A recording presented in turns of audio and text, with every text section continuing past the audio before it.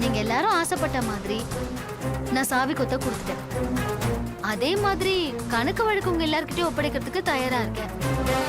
அதுக்கு முன்னாடி நான் கேட்ட மாதிரி சொத்துல எங்க பங்கு பிரிச்சு பத்திரம் பண்ணி கொடுத்துருங்க.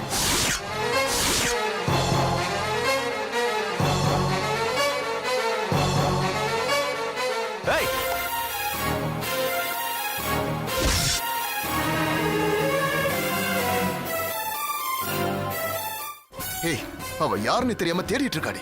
தேடட்டும். தேடி பார்த்துட்டு திரும்ப வரும்போது என் மேல கொஞ்சமாவது நம்பிக்கை வரும். என்னடி நம்பிக்கை வரும்? அதுக்குதான் இந்த நாடகமே. மாமா கிட்ட போட்டோவை கொடுத்து ஒரே நாள்ல அவனை கொண்டு வந்து உன் முன்னாலே நிறுத்துவோம். இவன் தான்க்கா.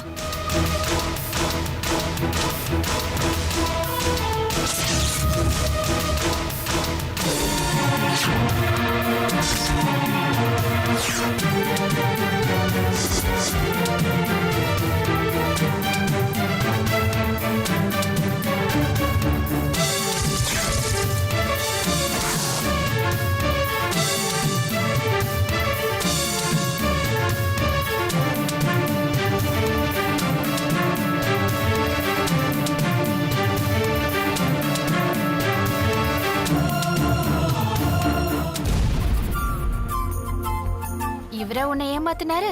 ஆமாக்கா.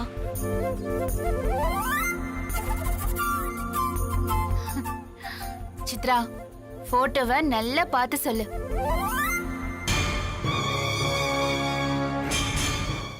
அச்சச்சோ, நான் அவரேதான்க்கா போட்டோ எடுத்தேன். இவரு குறுக்க வந்துட்டாரு. சாரிக்கா. சரி, வேற போட்டோ ஏதாவது இருக்கா? இல்லக்கா. என்ன சித்ரா? விடுலச்சோ, நாம அவனை கண்டுபிடிச்சிடலாம். கண்ணில் பட்டும் தவற விட்டுட்டோமேங்க. அதாங்க எனக்கு கொஞ்சம் கஷ்டமா இருக்கு. காலை நல்ல செருப்பு போட்டுட்டு வந்தேன், அதுக்கு கொடுத்து வைக்கலையே. ஏய் லட்சு, நீ ரொம்ப உணர்ச்சி வசப்படுற. வா, வீட்டுக்கு போலாம். இல்லங்க, இங்கதான் பக்கத்துல அவன் இருக்கணும். என் உள்ளுணர்வை சொல்லிக்கிட்டே இருக்கு. கொஞ்சம் தேடி பாத்துடலாம். உனக்கு ஆளையே தெரியாது, எங்க போய் தேடுவ? அதான் சித்ர பக்கத்துல இருக்கால, நானும் அவ கூட போய் சேர்ந்து தேடுறேன். இல்லக்கா, அவன் என்ன பாத்துட்டான்னு நினைக்கிறேன். அதை எங்கேயாவது ஓடி விழுந்திருப்பான். அப்படியே நினைக்கிறேன். எத்தனை நாள் அவன் மறைஞ்சிருப்பான்? எப்படியாவது ஒரு நாள் நம்ம கண்ணில் மாட்டுவான்ல. மாட்டும் போது பேசிக்கலாம். நீ வா லட்சு. இல்லங்க, நீங்க போங்க. நானும் சித்ராவும் நடந்தே வரும். அவளை தனியா விட்டுட்டு வர எனக்கு மனசே இல்ல. சரி, பார்த்து பத்திரமா வாங்க. வா சித்ரா.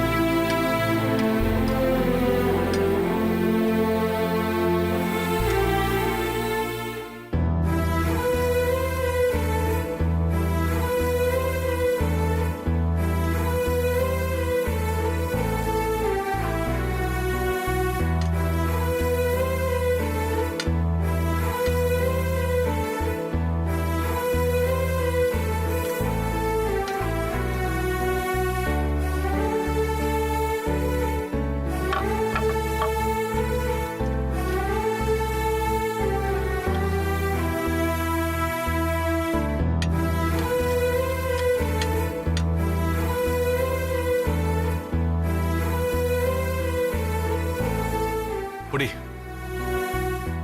சாப்பிடு சாப்பிடு. இந்த கையும் உடைஞ்சிருந்தா என்ன பண்ணிருப்பீங்க? ஒரு ஆயாவை ஏற்பாடு பண்ணிருப்பேன். நீங்க ஊட்டி விட மாட்டீங்களா? சீக்கிரம் சாப்பிட்டேன்னா கையை கழுவிட்டு நான் போய் என் வேலையை பார்ப்பேன். இது அன்புன்னு நினைச்சேன். தப்பு இல்ல, நாம நினைக்கிறது ஒண்ணாவும் நடக்கிறது ஒண்ணாவும் மாறுறது சகஜம் தானே? சக்தி, நான் என்ன மாத்திக்க முயற்சி பண்றேன்னு தானே சொல்றேன். நான் என்ன மாத்திக்கிறது சிரமம். சக்தி, நீங்க என்ன புரிஞ்சுக்கவே மாட்டீங்களா? நீங்க அன்போடு எனக்கு ஊட்டி விடுவீங்கன்னா நான் இந்த கையை உடைச்சுக்கிறது கூட தயாரா இருக்கேன். என் மேல இறக்கப்பட்டா மாறிடுவேன், நீ எனக்கு உதவுனா மாறிடுவேன், நீ கஷ்டப்பட்டா மாறிடுவேன்னு இந்த மாதிரி பழைய சினிமாவை பார்த்து கற்பனை பண்ணிக்காத. ஒருத்தங்க மேல காதல் வர எந்த காரணமும் தேவையில்லை.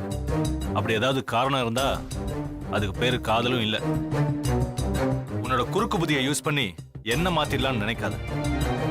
உன் மேல இப்ப காட்டுற அன்புக்கு பேரு இறக்கம். ரொம்ப பிராங்கா உண்மையை சொல்லணும்னா உடஞ்ச கையை வச்சுக்கிட்டு நீ ஏதாவது டிராமா பண்ணிடுவியோன்னு பயம்தான். புரிஞ்சுதா? சாப்பிடு.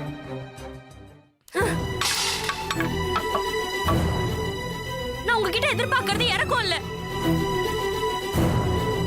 நீங்க திருநாய் மேல காட்டுற இறக்கம் தான் என் மேலே காட்டுறீங்கன்னா எனக்கு அது தேவையே இல்ல. கொஞ்சம் கூட பாசமே இல்லாம ஸ்பூன்ல எடுத்து வைக்கிறது தின்னு நான் பசி ஆத்தணும்னு எனக்கு ஒன்றும் அவசியம் இல்ல. இன்னும் ஒரு ரத்தத்துல இருக்கிற திமிரு குறையவே இல்லைல்ல? பசிலேயே கடந்து சாவடி, அப்போவாவது மாறுறியான்னு பார்க்கலாம். உனக்கெல்லாம் பெர்மனண்டா இந்த கை உடஞ்சாதாண்டே நீ அடங்கி போவ. உனக்கு போய் ஹெல்ப் பண்ண பாரு, போ. போங்க சக்தி, போங்க. ரெண்டு கையுமே பர்மனண்டா உடைஞ்சாலும் நான் பசியிலேயே செத்தாலும் உங்க இறக்கம் எனக்கு தேவையில்ல. சக்தி, ஒரு நாள் நீங்க மாறுவீங்க, கண்டிப்பா மாறுவீங்க. கடைசி வரைக்கும் நீ இந்த கனவுலயே சாவு. அதையும் பாக்குறேன். ஏய், பாரு பாரு, நல்லா பாரு.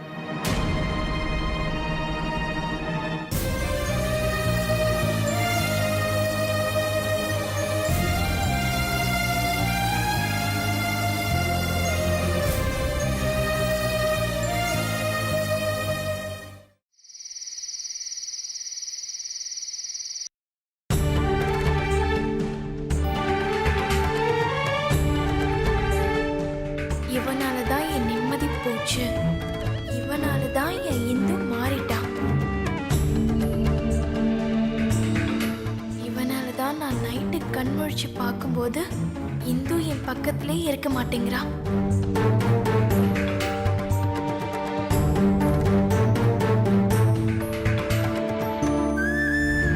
நீ பக்கத்துல தான் இருக்குன்னு சொன்ன.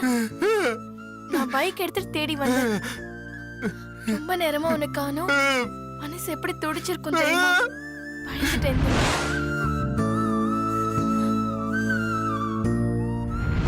நீ என்னை விட்டு போயிட மாட்டே.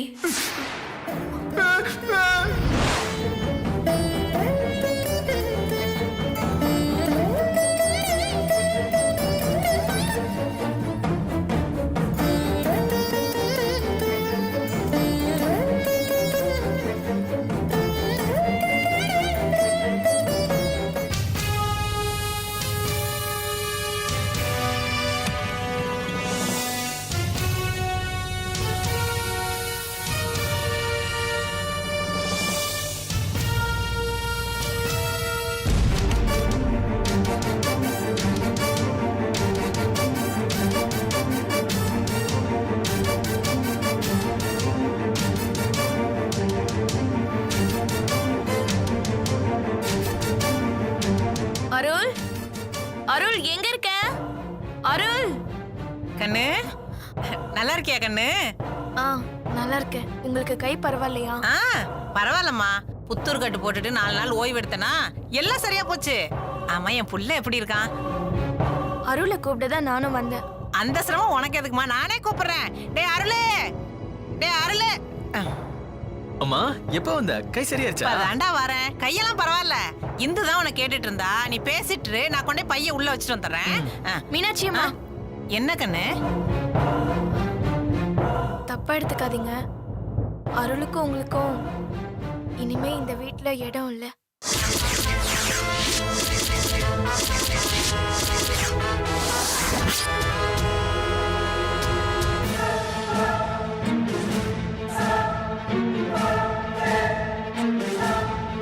திரு கிட்ட சண்டை போடுவான்னு பார்த்தா இவளே இவங்கள வீட்டை விட்டு அனுப்புறேன்றா.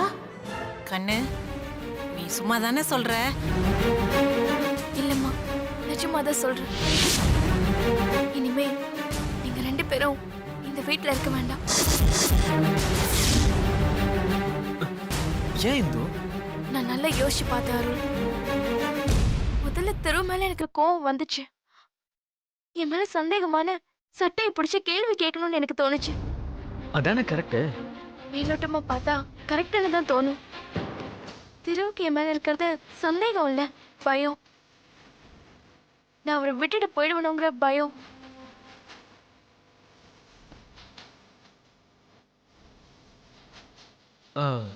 நீ சொல்ற பயத்துக்கும் சந்தேகத்துக்கும் என்ன பெரிய வித்தியாசம் இருக்கு? இருக்கு. என் மேல திருவுக்கு சந்தேகம் இருந்தா நான் நல்லா ட்ரெஸ் பண்றது பிடிக்காம போயிருக்கும். நான் மத்தவங்க கண்ணுக்கு அழகா தெரிஞ்சா அதுவும் அவருக்கு பிடிக்காம போயிருக்கும். வீட்டை விட்டு வெளியில போகாத, யார்கிட்டயும் சிரிச்சு பேசாத, புடவையை இறக்கி கட்டாத, உதட்டுக்கு லிப்ஸ்டிக் போடாத, கண்ணுக்கு மை போடாதன்னு 1008 கண்டிஷன் போட்டிருப்பாரு. ஆனா திரு அப்படி எதுவுமே சொல்லல.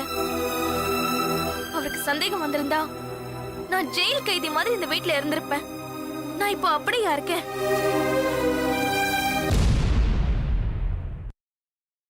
நான் உன் கூட பழகிறதுனால அவர் மனசுல சின்னதா ஒரு பயம் வந்திருக்கு.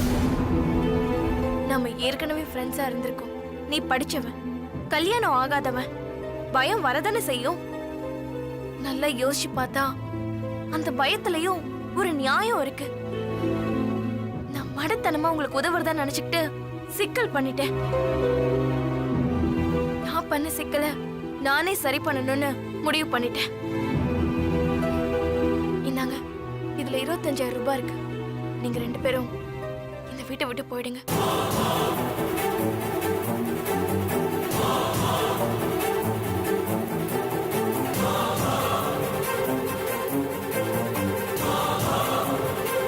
என்ன கண்ணு நீ அருளை போய் தப்பா நினைச்சிட்ட? நான் யாரையும் தப்பா நினைக்கலமா. எனக்கு ஏன் புருஷன் முக்கியம். அவர்தான் என் வாழ்க்கை. நட்பு, தோழமைன்னு அதீதமா எதையாவது கற்பனை பண்ணிக்கிட்டு நான் என் வாழ்க்கையையும் திருவையும் இழக்க தயாரா இல்ல. உன்னோட உணர்வுக்கு மதிப்பு கொடுக்காத புருஷனுக்காக நீ ஒரு முட்டாள் மாதிரி சிந்திக்கிற. அருள், முட்டாள்தனம் தான் மிகப்பெரிய வரம். அறிவுதான் அடுத்து என்ன நடக்குமோன்னு யோசிச்சு யோசிச்சு இந்த நிமிஷத்தோட சந்தோஷத்தையே கெடுக்குது. உன் பார்வையில நான் முட்டாளா இருந்தா கூட அது எனக்கு சந்தோஷம்தான். அப்போ என் நட்பு முறிஞ்சு போறதுல உனக்கு எந்த கஷ்டமும் இல்லையா? நட்பும் தோழமையும் தான் உன்னதம்னா அதையும் என் புருஷன் கிட்ட இருந்தா என்னால அடைய முடியும்.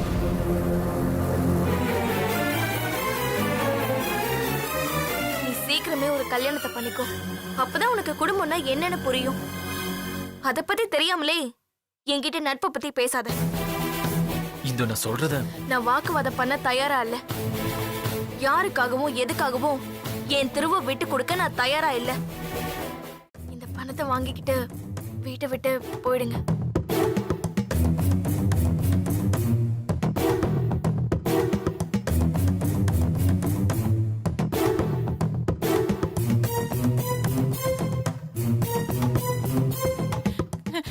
திடீர்னு இப்படி வீட்டை விட்டு போக சொன்னா நாங்க எங்க கண்ணு போவோம்? எங்களுக்கு யார் இருக்கா கண்ணு? கண்ணு, எங்களை கைவிட்டுறாத கண்ணு. அம்மா, எதுக்குமா அழற? அரு கண்டவனே, எல்லாம் ஒன்னால தான்டா. அவங்க முதலாளி, அவங்க கிட்ட போய் ஃப்ரெண்டுன்னு பேசினா இதை எப்படி அவங்களால ஏத்துக்க முடியும்? வாடா மன்னிப்பு கேட்போம். கண்ணு, என்னம்மா நீங்க என்கிட்ட போய் முதல்ல நான் சொல்ல வரத புரிஞ்சுக்கோங்கம்மா. நீ முதல்ல எங்களை புரிஞ்சுக்கம்மா. அருள் சொல்லேன்டா, ஒத்தையா அழுதுட்டு இருக்கல்ல. அம்மா, அவ வீட்டை விட்டு போன சொன்னதுக்கு அப்புறம் அழுது என்ன பிரயோஜனம்? ஐயோ, ஊருக்கு போனா கடங்காரன் காலை சுத்துவான். வேலை இல்லைன்னா ஒரு கைதி நம்மள மதிக்காதுடா. இந்த ஊர்ல எங்கடா போய் நம்ம தங்க முடியும்? அம்மா, கோயில் சத்திரம் மடம்னு 1000 இடம் இருக்குமா, விடு. இந்துவை பார்க்கலன்னா அப்படித்தானே வாழ்ந்திருப்போம். இந்தோ என்ன என்ன இது பிரச்சனை? அண்ணே, இவங்க இங்க இருக்கிறது தெருவுக்கு பிடிக்கல. இந்தோ இதுக்குதான் நான் முன்னாடியே சொன்னேன், நீ கேட்கல. தப்புதான். சில விஷயத்துல எல்லாம் பட்டாதான் புத்தி வருது. இதுல 25,000 ரூபாய் இருக்கு. நீங்களே உங்களை வீட்டை விட்டு அனுப்பிச்சிருங்க. இருமா அவசரப்படாத. எல்லாத்தையும் எடுத்தோம் கவுத்தோன்னு முடிவெடுக்கிறது தப்பு. அன்னைக்கு இவங்களை வீட்டுக்கு கூட்டிட்டு வந்தப்ப காட்டின அதே அவசரத்தை இப்ப இவங்களை வெளியில அனுப்புறதுலயும் காட்டுறேன். என்ன இந்து, நம்மள நம்பி வந்தவங்கள உடனே வெளியில அனுப்புனா அவங்க எங்க போவாங்க? இவங்க இங்க இருக்கிறதுனால எனக்கும் தெருவுக்கும் தான் பிரச்சனை வருது. இருக்கலாம் இந்து. அதுக்காக இவன் உன் ஃப்ரெண்டு, தூரத்து சொந்தம் வேற. அவங்கள அனாதை மாதிரி நாம துரத்தவா முடியும்? நான் சொல்றத கேளு. ஒரு 10-15 நாளைக்கு இவங்க இங்கேயே இருக்கட்டும். இவனுக்கு ஏதாவது ஒரு வேலை வாங்கி கொடுத்து சந்தோஷமா அனுப்பி வைக்கலாம். என்னம்மா சொல்ற? உங்க இஷ்டம் அண்ணி. இவங்க இங்க இருக்கிறது எனக்கு சரியா படல, அவ்வளவுதான்.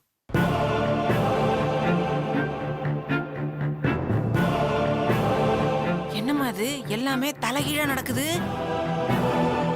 அதான் எனக்கும் புரியல. ஏ அருண், நீ அவகிட்ட என்ன சொன்ன? நான் என் பார்ட்ட கரெக்டா தான் பண்ணேன். ஆனா அவ சுதாரிச்சுக்கிட்டா. சுதாரிக்க விட்டது நம்ம தப்பு. ஓகே, 10-15 நாள் டைம் வாங்கியிருக்கேல்ல,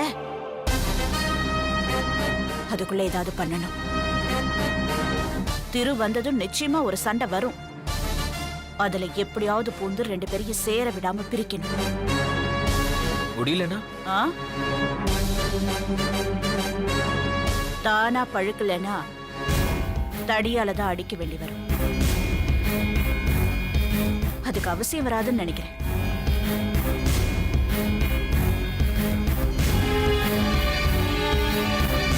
என்னடா ஒன்னும் புரிய மாட்டேங்குது.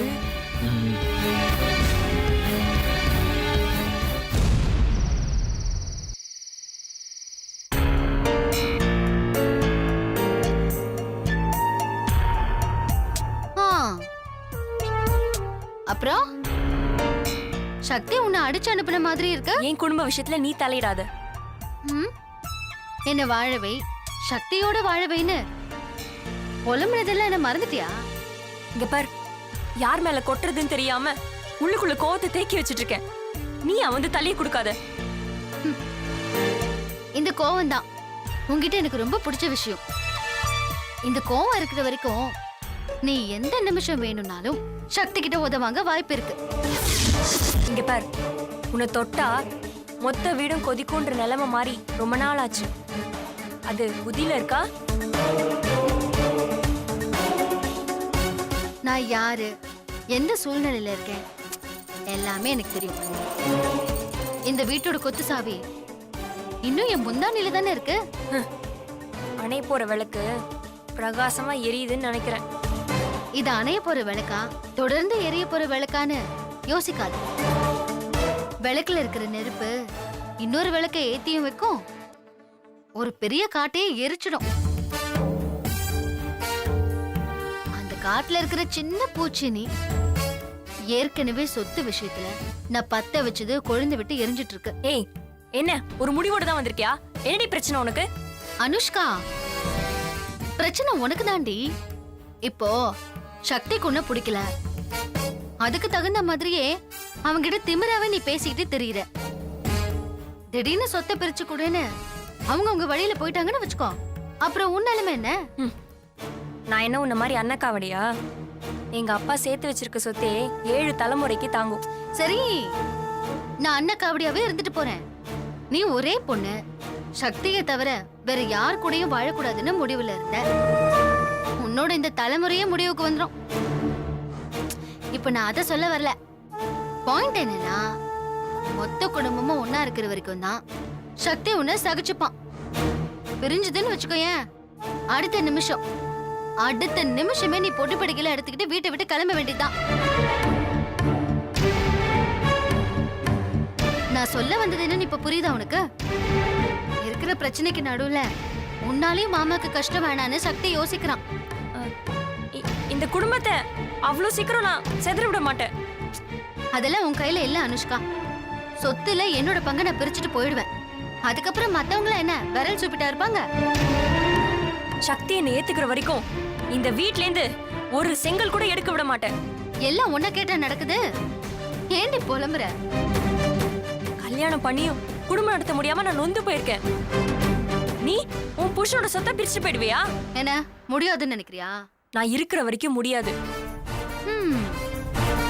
எடுத்தறிஞ்சு பேசி எந்த நேரத்துல வேணாலும் நீ சக்தி கிட்ட அடி வாங்க போற. உன்னால என்னடி பண்ண முடியும்? என்ன பண்ண முடியும்னு காட்டுறேன்டி. இந்த கோவம் தான் உன்கிட்ட எனக்கு பிடிச்ச விஷயமே. இப்படியே மெயின்டைன் பண்ணு. சீக்கிரமா விட்டு விட்டு போயிடுவேன். ச்சே.